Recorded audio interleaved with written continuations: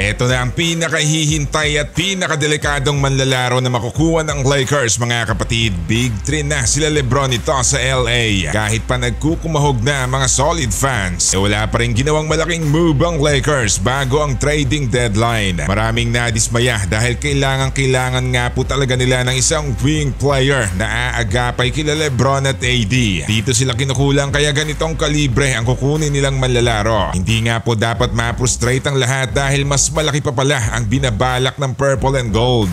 Planado nga po yan at mismong si Rob Pelinka pa ang nagsiwalat na nag-uusap muna sila ni LeBron na walang dapat na gawing trade ngayon. Desperado ang Lakers fans dahil below sa ine-expect pa rin ang performance nila. Walang dapat ipagmadali pero hindi din dapat makampante, di ba? Dahil nasa alanganin pa rin nga ang sitwasyon ngayon ng LA. Nakabaon pa rin sa 9 spot ang standing nila at napakadaling habulin nga lamang po yan ng Utah at nila Curry. Lalo pat magsunod-sunod ang mga talo nila. Pero eto na mga kapatid, biglang iniba na nga po nila ang focus. At dito na nga lamang po sila sa summer gagawa ng malaking move. Pangatlong star nga po ang kukunin nila para kila LeBron at AD.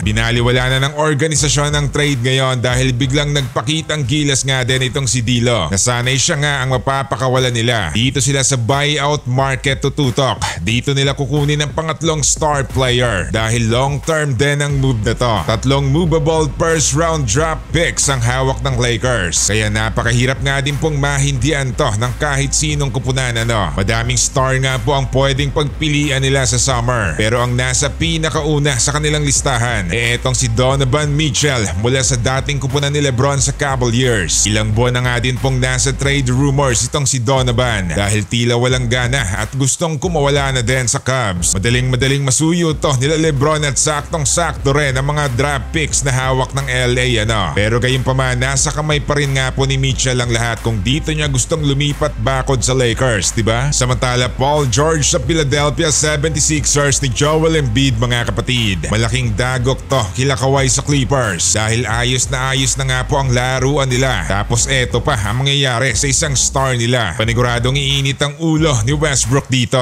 Hindi pa ganun katagal din ang samahan nila pero baka hindi na nga rin kayanin pa ng pamunuan ng Clippers. Baka dito nga din biglang lumipat bakod din itong si Harden. Kakarating niya lamang din sa kupunan na to tapos dun pa nga siya mapupunta sa former team niya. Parang nag-swap lang nga din sila pag nagkataon Paano ba naman kasi mga kapatid baka hindi na nga kayanin pa ng Clippers na ma-extend ang kontrata nitong si Paul George. Kapag nangyari ito ang pinaka-master plan ngayon ni Daryl Morey. Handang-handa na agad kahit hindi pa nga natatapos ang season na to Ito nga pong si PG-13 ang pinaka-target din ng pili. Talagang committed na nga din po ang Sixers na mas palakasin lalo ang kanilang kupunan kada taon. Siya nga daw ang final piece ng kupunan para makumpleto na at mabigyan na rin ng kampyonato itong si Joel Embiid. Yan nga po ang pinaka-inaasam na Embiid na makuha bago nga lamang din matapos ang kanyang karera. Matagal-tagal na nga din nga po siya sa liga kaya eto na ang pinakapakay niya. Hindi na pera-pero lang din. Ang ending nga po niyan kapag hindi pa sila nakakuha ng kampyonato ngayong season ay baka biglang lumayas din si Embiid sa kanila. Eto nga po malamang ang kinakatakutan din ng Sixers ang iwan sila sa ere ng kanilang star.